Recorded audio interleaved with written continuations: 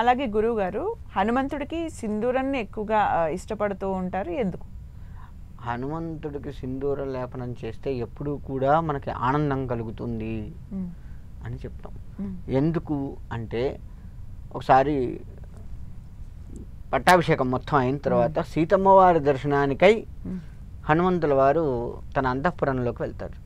వెళ్ళినప్పుడు సీతమ్మ వారు ఇక్కడ బొట్టు పెట్టుకుంటూ, ఇక్కడ కూడా నుదుటిన ఆడవారు వివాహం అయినటువంటి వాళ్ళు ఇక్కడ నుదుటిన పెట్టుకొని పాపడి దగ్గర కూడా పెట్టుకుంటూ ఉంటారు.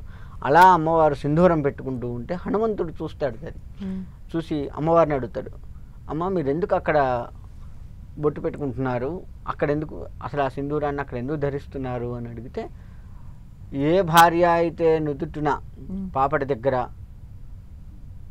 సింధూరం కానీ బొట్టు కానీ పెట్టుకుంటుందో వారి యొక్క భర్త ఎప్పుడూ కూడా సుభిక్షంగా ఉంటాడు. అందుకని నా భర్త ఎప్పుడూ సుభిక్షంగా ఉండాలి, లోక కళ్యాణంగా ఉంచాలి, లోకాన్ని మొత్తం కూడా కళ్యాణప్రదంగా ఉంచాలి అని చెప్పేసి నేను ఈ విధంగా ధరిస్తున్నాను అని అమ్మవారు చెప్పడం జరుగుతుంది. దానికి ఆయన సంతోషించి ఆయన వెంటనే వెళ్ళి ఒళ్ళంతా సింధూరం పూసుకొని వస్తాడు. రాగానే ఇప్పుడు మీరు ఎలా నవ్వారో అంతకంటే గట్టిగా అమ్మవారు చాలా ఆనందించి ఆయన వేషధారణ చూడగానే మొత్తం సింధూరం పూసుకొని, అప్పటి వరకు స్వామివారిని చూసిన రూపం వేరు, మొత్తం సింధూరం ధరించిన తర్వాత సింధూరంతో కనపడ్డ రూపం వేరు. అలా ఉండేసరికి అమ్మవారు గట్టిగా నవ్వటం జరుగుతుంది.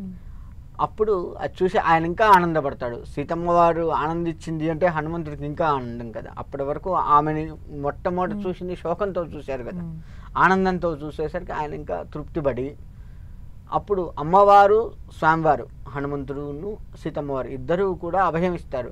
ఎవరైతే నీకు ఈ విధంగా సింధూరంతో అర్చన చేస్తారో, ఎవరైతే నీకు సింధూర లేపన చేస్తారో వారికి ఎప్పుడూ కూడా ఆనందం ఉంటుంది, వారి వెంట వారికి ఎక్కడా కూడా దుఃఖం రాదు అని చెప్పేసి సీతమ్మవారు అభయమిస్తుంది. దానికి హనుమంతుల వారు కూడా అమ్మవారు చెప్పినట్లుగా నాకు ఈ విధంగా అర్చన చేస్తే తప్పకుండా వారికి ఆనందానికి నేను తోడై ఉంటాను అని చెప్పేసి స్వామివారు కూడా అభయమిస్తాడు. కాబట్టి అప్పటి నుంచి మనకి ఈ హనుమంతుడికి సింధూరంతో అర్చన అభిషేకాలు చేయడం ఆనవాయితీగా వచ్చింది.